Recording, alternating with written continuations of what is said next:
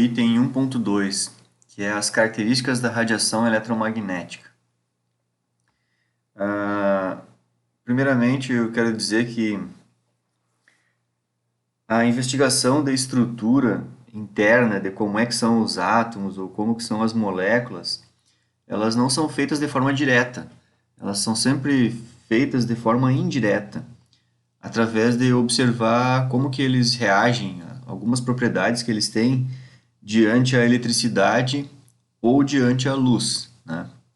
Então, desde os primórdios até os dias de hoje é assim. Observarmos as variações que eles têm através da eletricidade, essa é uma parte da química, uma parte da ciência, não só da química, chamada eletroquímica. E observar essas variações que eles sofrem através da luz, a gente chama isso de espectrofotometria, tá? Então, dentro da química, no nosso último semestre do curso, lá em análise instrumental, a gente vai estudar bastante isso. Ver como que essas propriedades, com essas duas propriedades, é possível, então, a gente quantificar vários tipos de moléculas, né?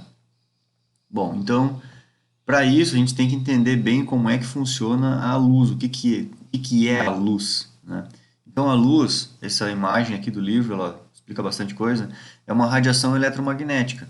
A radiação, a luz, na verdade, é o movimento em que um fóton faz. E o fóton é uma partícula muito. Se um próton, um átomo é uma partícula pequena. Um átomo é feito de próton, nêutron e elétron. Os prótons são quase 2.000 vezes maior que um elétron, tá? E o fóton é muito menor que um elétron. Então, isso aqui é uma partícula muito pequena, mas que carrega energia. Então, na verdade, as radiações eletromagnéticas são transmissões de energia. Como a gente vai ver mais para frente no livro, a gente não chegou lá, mas partículas muito pequenas, elas se comportam como onda.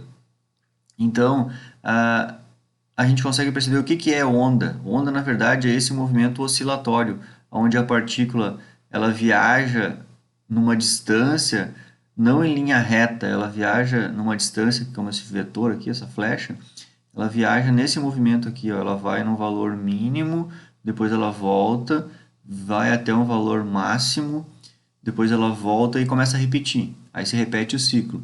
Ela volta no valor mínimo, vai no valor máximo. É assim que ela se locomove, quase como um caminho de cobra, né?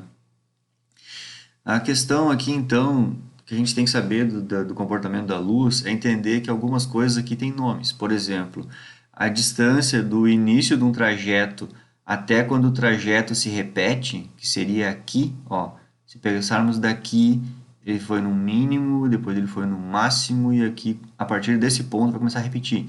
Então, toda uma distância dessas, a gente chama de comprimento de onda.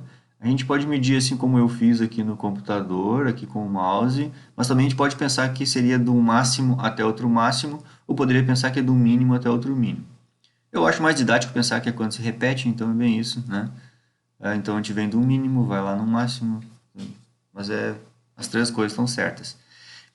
E esses comprimentos de onda, a gente vai ver que eles nos dizem a energia em que essa luz tem. A gente já pode imaginar que as radiações eletromagnéticas, que é a luz, essas radiações, algumas são mais energéticas e outras menos energéticas, tá?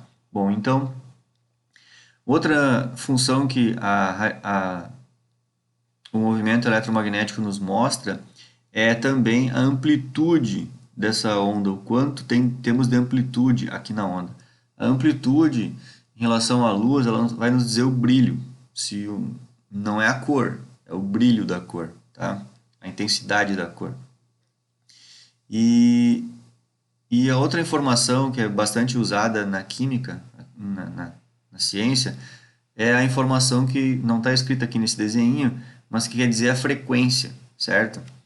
Então, vamos explicar de um jeito mais simples aqui. Se eu estivesse colocando a palma da minha mão aqui no final dessa flechinha aqui, eu estaria recebendo uma radiação de luz bem nesse comportamento aqui, ó. Um fótonzinho faz esse percurso, todo esse percurso, e bate na palma da minha mão, que estaria no final dessa flecha aqui. A questão é, se eu estou dizendo que algumas radiações são mais energéticas e outras menos, o que que mudaria? Mudaria o desenho da onda? Não, o desenho não. O que muda é as distâncias. Por exemplo, algumas radiações eletromagnéticas têm comprimento de onda maior, ou seja, ela vai levar uma distância maior para se repetir o movimento. Alguns comprimentos de onda têm algumas radiações têm comprimento de onda menor. Então, em um espaço menor de distância, ela já consegue repetir o movimento, de vir no mínimo, vir no máximo e já repetir. Entenderam? Então, o que que acontece aqui? Diferentes comprimentos de onda que a gente tem aqui na imagem do livro, diferentes comprimentos de onda correspondem a diferentes faixas da radiação eletromagnética. Aqui nessa tabela aqui a gente tem os comprimentos de onda.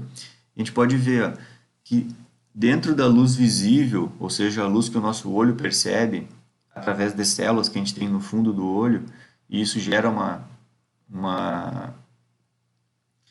um disparo elétrico para que o cérebro interprete essas informações visuais, assim, né? Essa radiação visível ela compreende vários comprimentos de onda, que vai desde os 400 nanômetros, lembrando que nano quer dizer 10 na menos 9, né? Então tu pega 1 metro e divide por 10 9 vezes, né? É isso que quer dizer nano, é 10 na menos 9.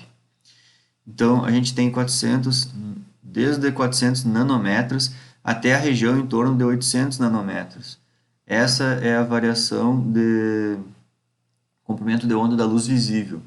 Então, só para exemplificar aqui, a radiação violeta é na região próxima ao 400 e o máximo de luz visível que a gente enxerga é a luz cor vermelha, certo?